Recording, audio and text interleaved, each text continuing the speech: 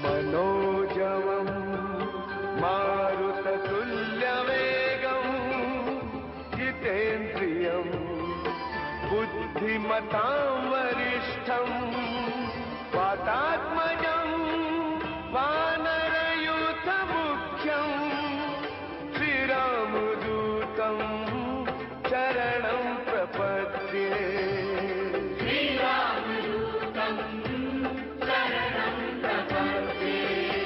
जय हनुमान ज्ञान गुण सागर, जय कपी सतिहु लोक उजागर।